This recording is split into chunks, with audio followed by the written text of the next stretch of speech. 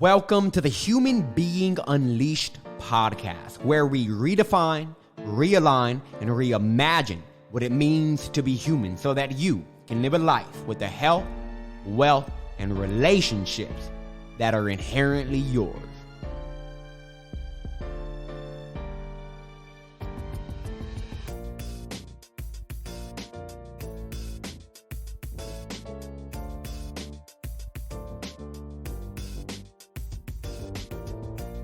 Welcome back. So over the next 30 minutes, I am going to be breaking down the 15 rules of the mind, the 15 laws or functions, we can say. This is how your mind works. When you have an understanding of this, you're able to just get so much more out of yourself and live a much more better life, because it's like having a user's manual, a very simple one, by the way. I explain all of these concepts in very easy to grasp ways, but it's like a user's manual for how your mind works. And just by understanding them alone, you're going to start making shifts in your belief system, which is going to allow you to realize more of yourself, more of your potential. Again, just by the understanding of these alone, you're going to be able to build a mind that works for you rather than against you. All right. Now, this was a recording that I recorded for our Facebook group, but I realized, why is this not on the podcast? So throw it on here. Now, if you are listening to the podcast and you're not in our Facebook group, go ahead and click the link in the show notes below, and that'll take you directly over to the Facebook group. Aside from that, sit back, relax, and take notes. First and foremost, this is very simple. I'm not going to spend a lot of time on this one, but you probably already know this. The primary function, the primary focus, the primary law of the mind is preservation. It is designed to keep you alive and to keep you whole. That is the primary function of the mind. So everything else is dependent on this one law. When you understand that the mind is designed to keep you alive, then you also understand that whenever you have, some weird anxiety, social anxiety, your mind is doing that. It's giving you a sense of social anxiety because it makes you feel safe in some way, possibly because you have being social or speaking up or expressing yourself. Maybe you have that associated with danger. For example, I just had a session with a client who at 4 years old, she tried to ask her grandma a question and her grandma got mad and her grandma punished her for asking a question. And so she told herself, I can't speak up anymore. And so anytime it came to speaking and leading her team with meetings and stuff, what happened? She got really anxious. Why? Because the mind was like, hold on. Danger again, danger zone. In other words, her 4-year-old self was saying, oh my God, grandma's going to scream at me again. And so it gave her this anxiety to prevent her from getting up there and speaking, because if she did, then she may get in trouble. So when you understand that the mind is designed to keep you alive and keep you healthy by driving you toward, and it does this by driving you towards pleasure and away from pain, now you have a little trick in your mind. Now you can associate what you want with pleasure. Tell yourself, I want to, let's say you just want to get better at exercising. I want to exercise more because I love the feeling of being healthy, and I love walking around naked, feeling good about myself. You're associating exercise with pleasure now. Now your mind, over time, you continuously speak to it like that. Your mind is going to completely associate that with pleasure. Now it gets to the point where you don't even have to force yourself to exercise. It just happens. Why? Because it's association. It's designed to do that. And it thinks that exercise is going to keep you healthy and alive. All right. So if you're doubting yourself, you can make sure that your mind understands that self-doubt is painful. Hey, mind, this doubt, this is dangerous. It's causing me harm. This is painful. This is a no-go. All right. So keep that in mind.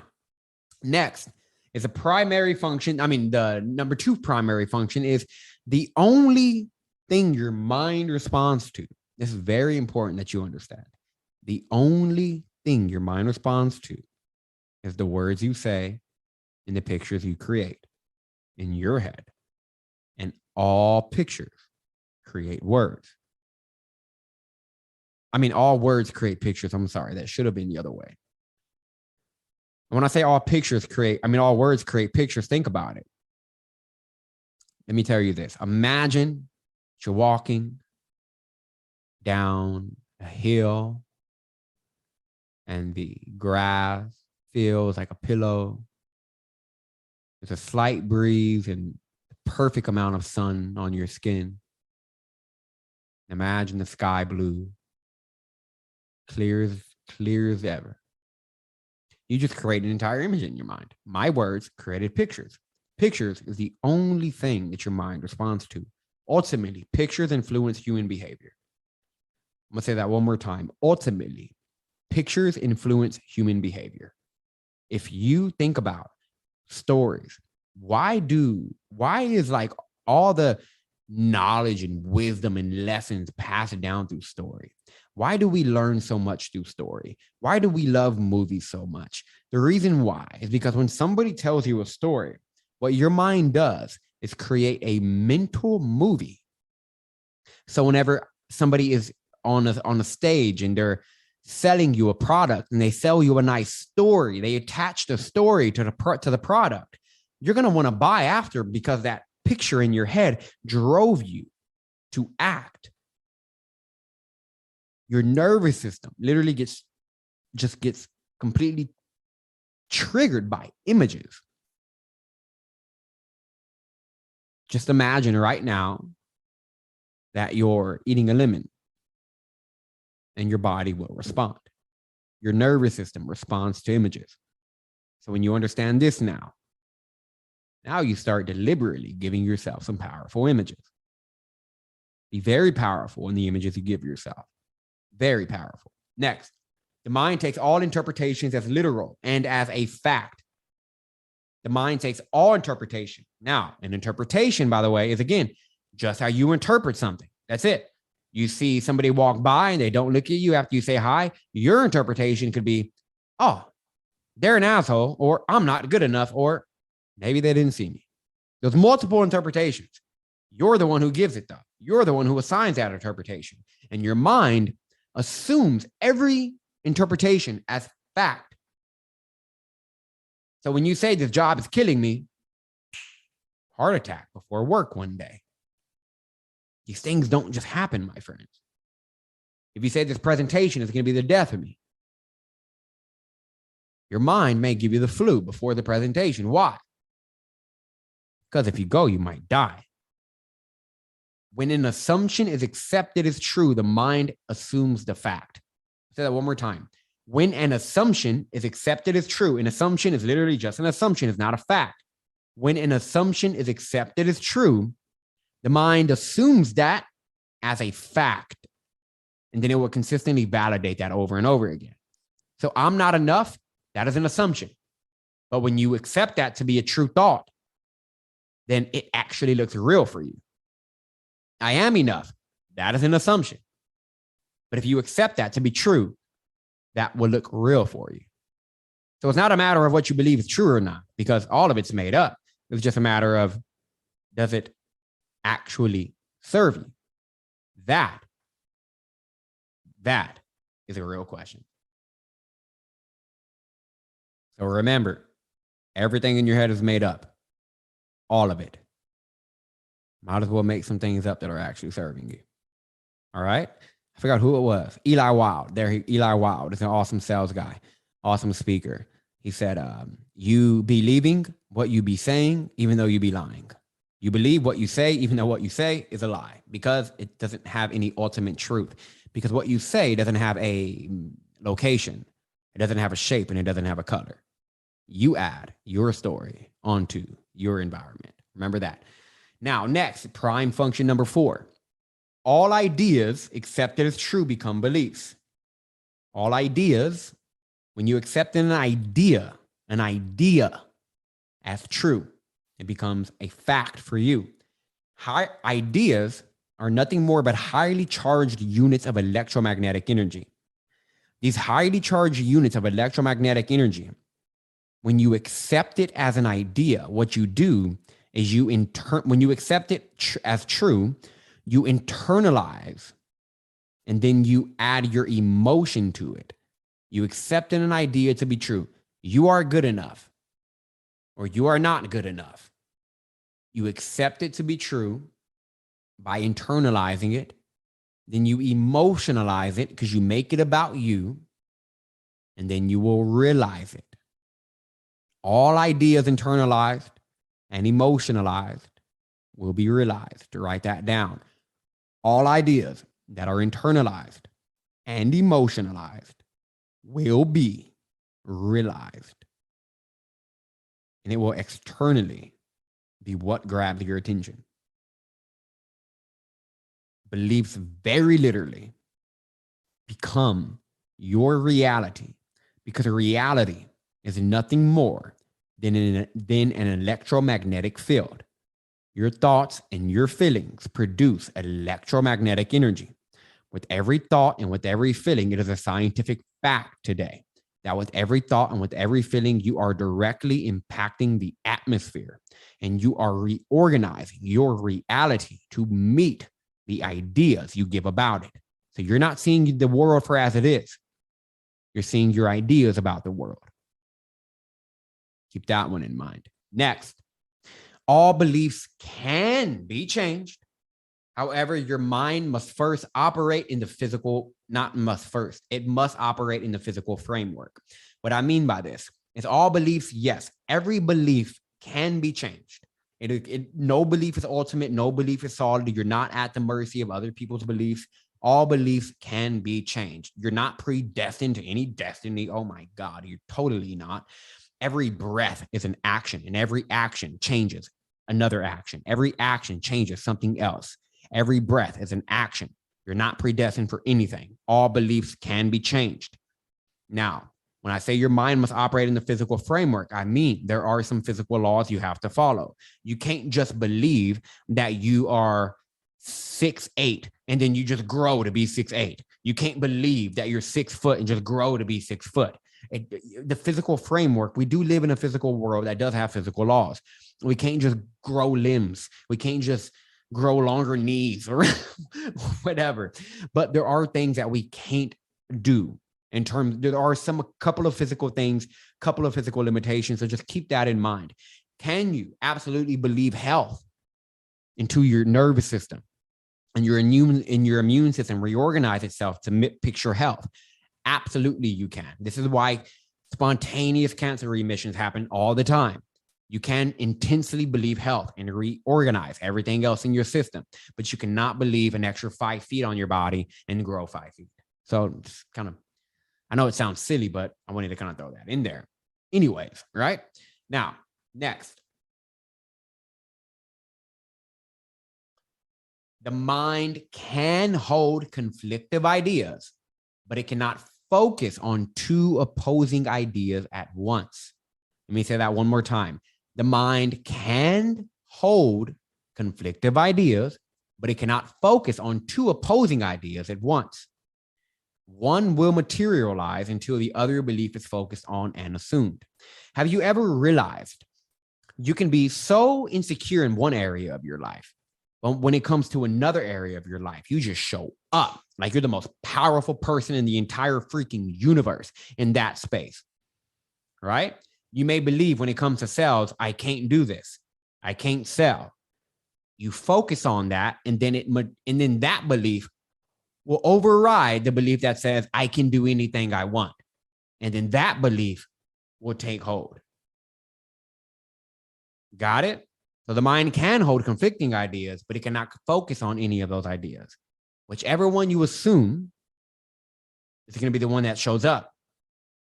So remember, there's always an opposite. There's always another side to that coin.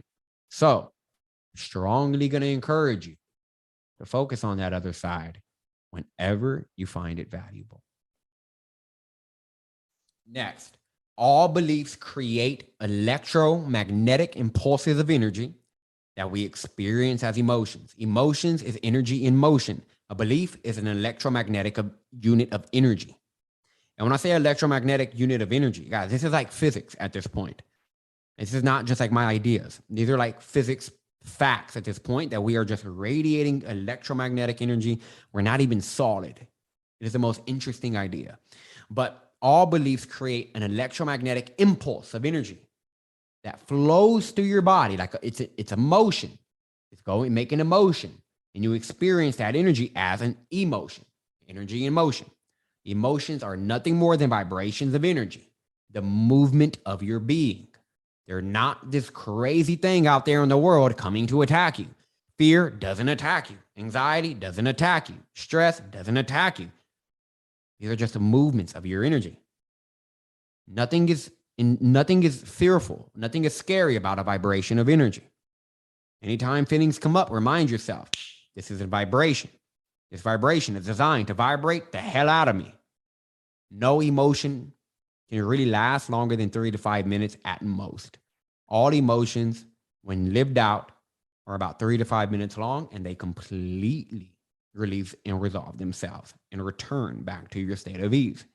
So it's very, very important that you allow these emotions to leave. Remember, you can do a couple of things. Number one, that you can let that feeling be felt for the 3 to 5 minutes. And number two, you can just hold it in your nervous system forever.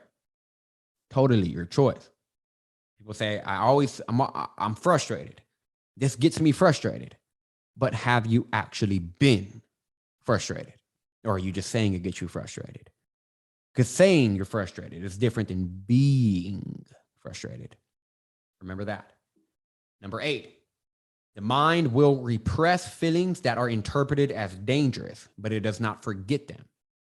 If you feel scary, the mind's gonna be like, oh, it's dangerous. It's dangerous. Because if you interpret it as dangerous, if you say, oh, anxiety is bad, or emotions are bad, or my inner self is bad, or I was born with original sin, these kind of beliefs make you fear yourself.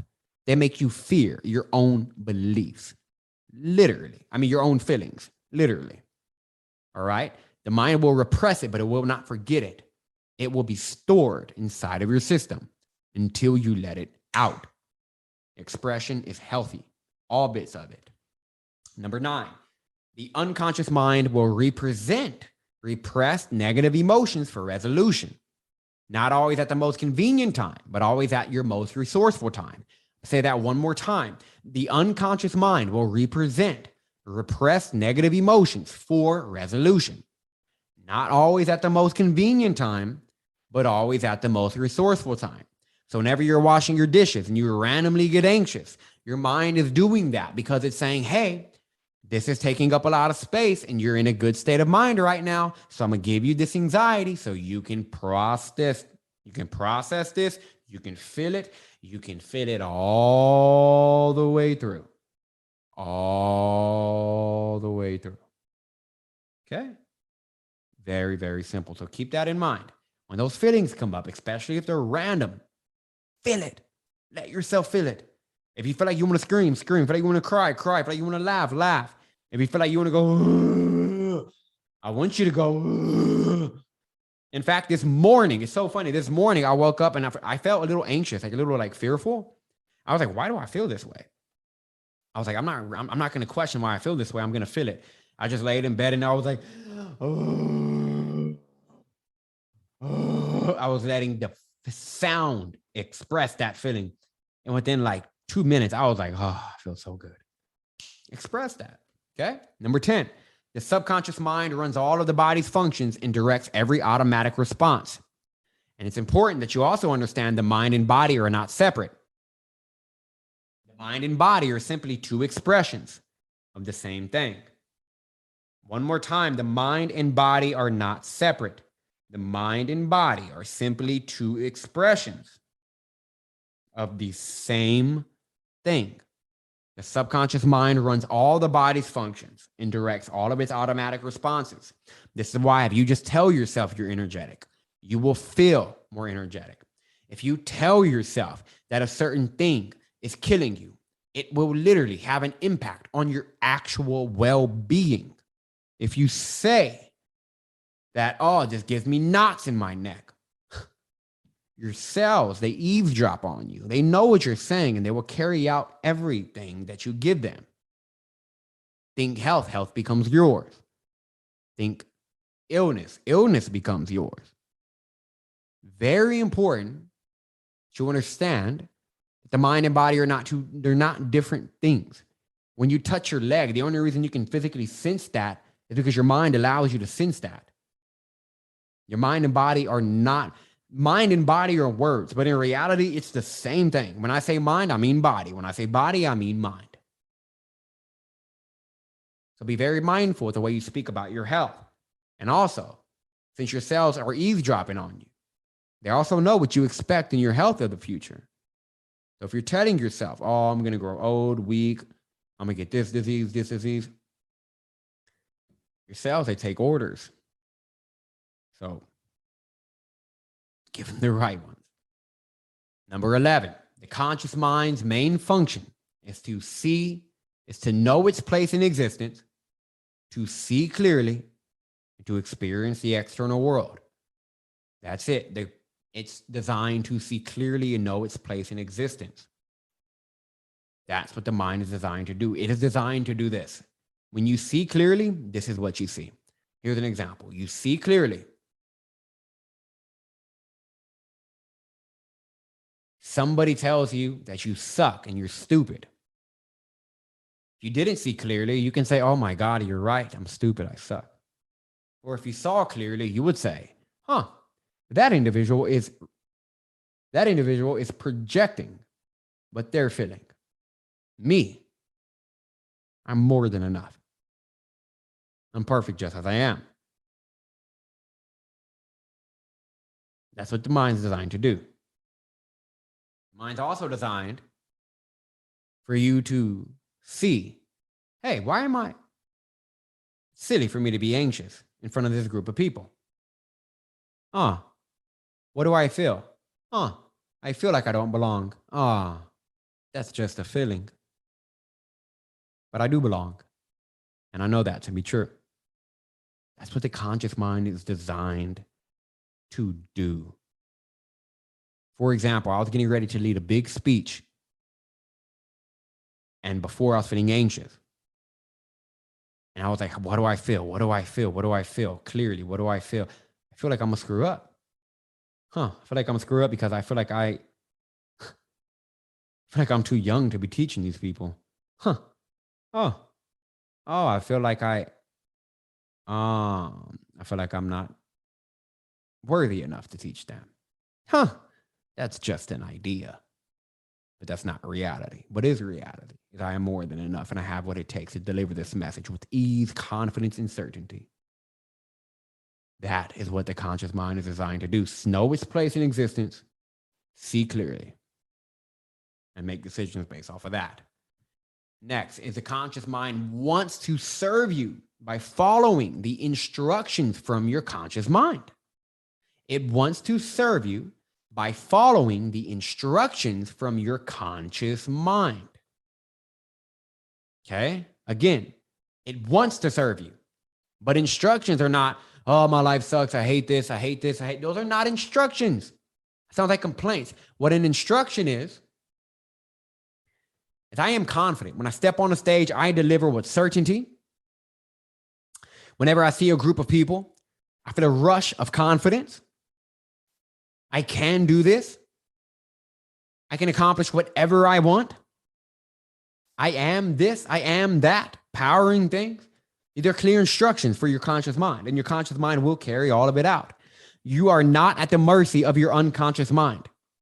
You are not at the mercy of your unconscious mind. There is no such thing as you being at the mercy of your unconscious mind. The conscious mind is designed. It is designed 100% to be in control. All the unconscious material is created by your conscious mind. Let me say it one more time. All the unconscious beliefs that you hold on to, they're not unconscious.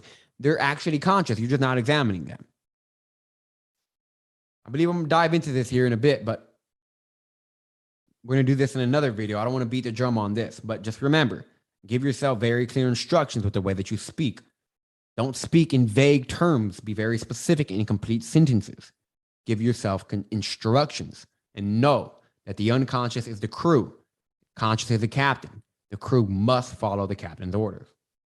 Number 3, the mind is a goal-oriented machine and is designed to accomplish all the pictures planted into it. And it will always adopt the easiest route to its goal all on its own. The mind is a goal-oriented machine. It's designed to accomplish pictures planted in it, which means you literally don't have to try to accomplish your goals. It is designed to accomplish your goals if you're clear on what your goal is and if you have a mental picture of what that goal looks like. If you're clear on what you want, you know what it looks like, and you think about it enough, your mind will on its own adopt the easiest route to accomplish that goal without you trying to force yourself. This is how you become successful without trying to. You just get so damn clear on what you want. You install it so deeply into your mind because you think about it in terms of possibility, not in terms of it not happening. You think about it in terms of possibility. Your subconscious gets soaked with that picture, and then before you know it, your unconscious mind will reorganize your automatic response system to accomplish that goal all on its own. Give your mind a clear picture. It is designed to create whatever picture you give it effortlessly. This is why visualization is such a powerful technique, and you'll see the exact technique that we use inside of this course. Next, it is the most efficient. Oops. Sorry, guys. Totally going to leave that in there. But it is the most efficient in helping you achieve your outcomes when it is operating as an integrated whole, devoid of all conflicting parts. I'm going to say that again because that's so important. You operate the best when every part of you is integrated. And you're not, oh, a piece of me says this, but I also feel like this, right?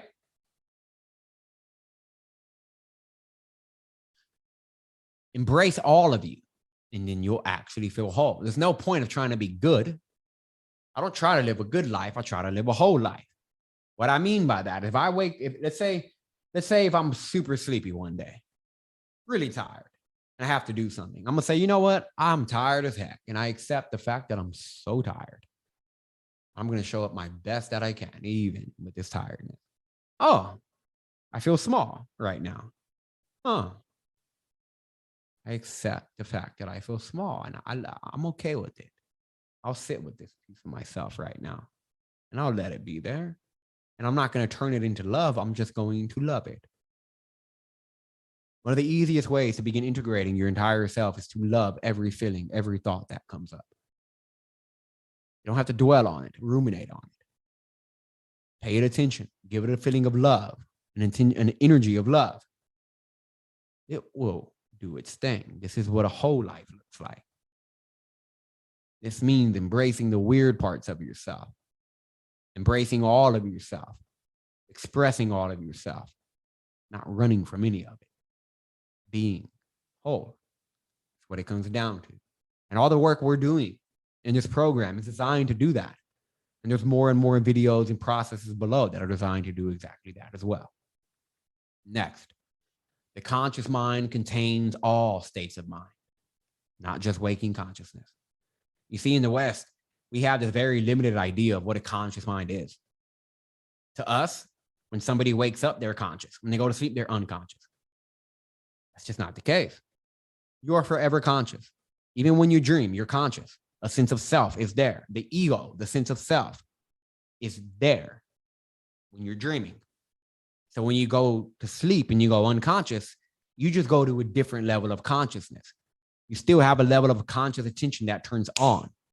And I'm a great believer that even when we die, we'll be conscious of that. You never go unconscious. You only tap into different degrees and levels of consciousness. One more time, you never go unconscious. You only tap into different levels of consciousness.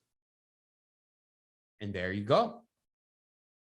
Last but not least, remember, you are not your mind. You're the one who gets to witness the phenomena of your mind. So make it work for you instead of against you.